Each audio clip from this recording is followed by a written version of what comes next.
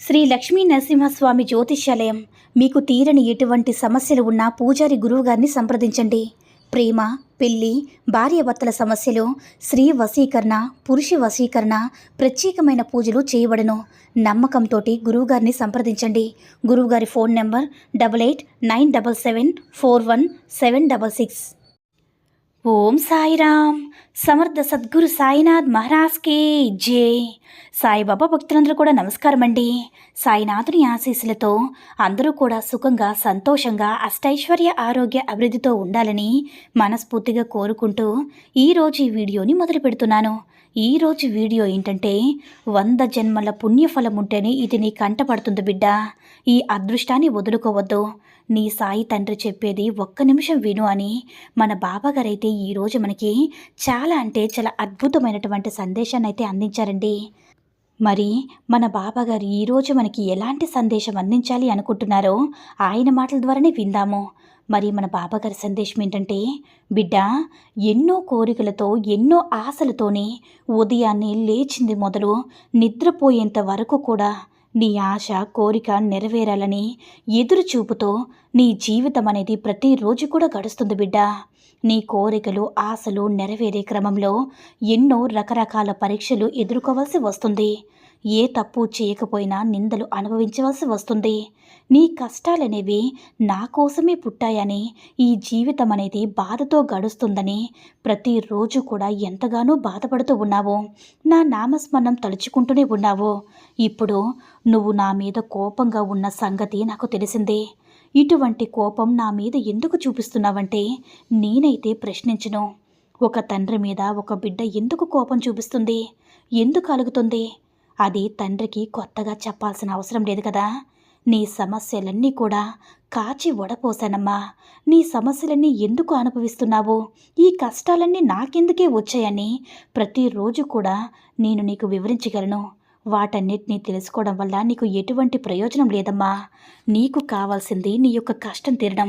అవును కదా బిడ్డ, ఈ సమస్య నుంచి నువ్వు బయటపడడం, నువ్వు అనుకున్న జీవితాన్ని నీకు దక్కేలా చేయడం. ఈ దూరం నువ్వు తెలియక ఎంతో నువ్వు ఇబ్బంది పడుతున్నావమ్మా. నా మీద అలిగినందుకు నాకు ఏమాత్రం కూడా కోపం లేదు. ఇటువంటి అలకలనేవి తండ్రి బిడ్డల మధ్య సాస్మే కదా తల్లి. నీ అలక అనేది ఎక్కువ కాకుండా నీ జీవితం పట్ల ఎందుకు ఇలా చెప్తున్నానంటే, జీవితం అనేది కష్టం, సుఖం 2 చక్రాలతో నడుస్తుంది బిడ్డ. కష్టం వచ్చినప్పుడు ఎందుకు బాబా నాకు ఈ కష్టంతో పుట్టించావు, ఈ కష్టాలన్నీ అనుభవించడానికి ఇలా నన్ను పుట్టించావని బాధతో ఉంటావు. అదే సుఖం వచ్చినప్పుడు బాబా నీకు ఏమాత్రం కూడా గుర్తురాడు కదా బిడ్డ. అలా గుర్తురానందుకు నేను ఏమాత్రం కూడా బాధపడలేదు. నేను ఏమాత్రమైనా నీపైన అలిగైనా చెప్పు, నేను మాత్రం సంతోషిస్తాను. నా బిడ్డ సంతోషంగా గడుపుతుంది కాబట్టి నా పేరు మర్చిపోయింది. అలా మర్చిపోవడంలో కూడా ఒక ఆనందాన్ని ఒక తండ్రి ఆనందిస్తాడు. ఇవన్నీ నీకు ఎందుకు చెప్తున్నానంటే, చీకటి వెనకాలే వెలుతురు వస్తుంది. నువ్వు ఎంత కష్టపడితే ఆ కష్టం వెనకాలే సుఖం అనేది వస్తుందమ్మా. ఇది వాస్తవం. ఈ వాస్తవం నువ్వు తెలుసుకుని నీ లక్ష్యం పైన నువ్వు దృష్టి పెట్టు. కష్టం కూడా ఏదో ఒక గుణపాఠాన్ని నీకు నేర్పిస్తుంది. ఎవరు ఎటువంటి వారో నీకు తెలియచేసి వెళ్తుంది బిడ్డ. ఎవరైనా కానీ ప్రేమగా మాట్లాడితే వారిని నువ్వు చాలా గుడ్డిగా నమ్ముతావు. ఎవరికైనా సరే మాట ఇవ్వమని అడిగితే వాళ్ళు ఎలాంటి వారిని ఆలోచించకుండా నీతో మాట్లాడిన 5 నిమిషాలకే వారిని నమ్మి వారికి నువ్వు మాట ఇస్తున్నావు బిడ్డ. దీనివల్ల కూడా నువ్వు చాలా కష్టాలు అనుభవిస్తున్నావు. ఒక మనిషిని అంచనా వేయడానికి ఒక రోజు సరిపోదని గుర్తించుకో తల్లి. మనిషి పైకి కనిపించిన ఎత్తు ఒకైతే మరొక రూపం అనేది లోపల ఉంటుందని గమనించుకో బిడ్డ. అందరూ నీలాగే ఉంటారు, నీలాగే ఆలోచిస్తారు. అందరికీ నీకున్నటువంటి మంచితనం ఉంటుందని నువ్వు ఎప్పుడు కూడా భ్రమపడవద్దు. నీతి, నిజాయితీ ఈ ప్రపంచంలో తావు లేదని గమనించుకో తల్లి. కాబట్టి ఎవరిని నమ్మకుండా నువ్వు చేసే పని నువ్వు చూసుకుంటూ వెళ్ళిపో. నువ్వు నా పైన నమ్మకం పెట్టుకుని నువ్వు నన్ను ఎంత నమ్మితే అంత పైకి వస్తావు బిడ్డ. ఎవరైతే నీ దగ్గర డబ్బు లేదని చిన్న చూపు చూస్తున్నారో, నిన్ను పరాయి వాళ్ళలా చూస్తున్నారో, వారి మాటలన్నిటికీ కూడా కళ్ళెం వేసే సమయం అనేది చాలా దగ్గరలోనే ఉందమ్మా. నీకు వచ్చిన ఏ చిన్న కష్టాన్ని చూసి బాధపడిపోతే ఎలా చెప్పు? ఇప్పుడు ఈ కష్టం వచ్చిందంటే జీవితంలో ఎన్నో సుఖాలనేవి రాసి ఉంటాయని నువ్వు గమనించుకోవాలి.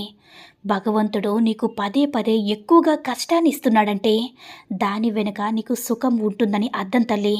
ఎందుకంటే చీకటి తర్వాతే వెలుతురు అనేది వస్తుంది కదా, అలాగే కష్టం వెనకాలే సుఖం వస్తుందని నువ్వు ఏ మాత్రం కూడా మర్చిపోవద్దు. ఏ కష్టం నీకు వచ్చినా సరే సుఖం అంటే నీకు కష్టం వస్తేనే సుఖం విలువ పెరుగుతుందని గుర్తుంచుకోమ్మా. అఖిలాండ కోటి బ్రహ్మాండ నాయకుడికి నువ్వు పదే పదే తలుస్తున్నావు కదా, ఆ బ్రహ్మాండ నాయకుడికి నీ కష్టం చాలా చిన్నదేనమ్మా, అది తీర్చడం కూడా ఎలాగో తెలిసి ఉంటుంది కదా. మరి దాని గురించి ఆలోచిస్తూ బాబా నా మీద నమ్మకం లేకపోతే నా బాబా నా కష్టం తీర్చడం లేదని నువ్వు చాలా బాధపడుతున్నావు. నీ మాటలకి నేను ఏకీభవిస్తానమ్మా. ఒక్కసారి ఆలోచించుకో బిడ్డా, ఈ ప్రశ్నకు సమాధానం చెప్పు.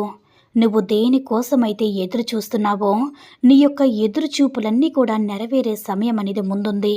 ఒక మంచి శుభవార్త అందిస్తున్నాను. నీ ఎదురు చూపులు నిజం కావాలనే ఉద్దేశంతోనే నేను ఉన్నాను తల్లి. కాబట్టి నువ్వు దేనికోసమైతే ఎదురు చూస్తూ ఉన్నావో అది త్వరలోనే నీ బాబా తీర్చబోతున్నాడు. నీ ఉద్యోగానికి సంబంధించి లేదంటే చేసుకున్న వివాహ విషయంలో ఏదైనా సరే, ఎంత కష్టమైనా సరే నీ ఎదురు చూపుల్లో వాస్తవం అనేది ఉంటుందమ్మా, న్యాయం అనేది ఉంటే ఉంటుంది. కాబట్టి నీ కోరికలు నెరవేర్చే బాధ్యత నాది అని నువ్వు గమనించుకోవాల్సిందే తల్లి. బాబా నాకు నా బాబా అంతా కూడా సమకూరుస్తారు, నా బాబా నాకు ఉన్నారని నమ్మకం ఉంచుకో. అప్పుడే ఆ నిజం ఏదైతే ఉందో, నీ యొక్క కోరిక ఏదైతే ఉంటుందో, నువ్వు ఏదైతే శుభవార్త గురించి ఎదురు చూస్తున్నావో 100% జరిగి తీరుతుందమ్మా. కాబట్టి ఇక ఏ మాత్రం కూడా అపోహలనేవి నీ మనసులోనికి రానివ్వకుండా ప్రశాంతంగా నీ జీవితాన్ని అనుక్షణం కూడా ఆనందంతో అనుభవిస్తూ నీ జీవితంని సంతోషంగా ఒక్కొక్క అడుగు ముందుకు వేస్తూ సాధించాలి. నువ్వు అనుకున్న సాధన వైపు అంటే నువ్వు అనుకున్న దారి వైపు నువ్వు నీ ప్రపంచంలోకి అడుగుపెట్టు బిడ్డా. నీకంతా మంచి జరుగుతుంది. నా ఆశీస్సులు నీకు ఎల్లప్పుడూ ఉంటాయని గుర్తుంచుకో. ఏదైనా పని ప్రారంభించేటప్పుడు నీ బాబాని తలుచుకుని ప్రారంభించు. నీకంతా సౌమ్య జరిగేలా నేను చూస్తానమ్మా. ఎల్లప్పుడూ కూడా నా నామస్మరణ చేస్తే అది నీకు రక్షణ కవచంలాగా నీ చుట్టూ కూడా ఉండే ఒక వలయంలా కాపాడుతుంది బిడ్డ. నువ్వు ఏ పని చేస్తున్నా, ఎక్కడ ఉన్నా సరే ఎలాంటి దుష్ట శక్తులు కూడా నీ దరి చేరనివ్వకుండా చూసుకునే బాధ్యత నాది తండ్రి. ఒక తండ్రిగా తన బిడ్డను కాపాడుకోవడం నా బాధ్యత కదా తల్లి. కాబట్టి నువ్వు ఎక్కడ ఉన్నా, ఏం చేస్తున్నా సరే నిన్ను కాపాడుకుంటూ ఉంటానమ్మా.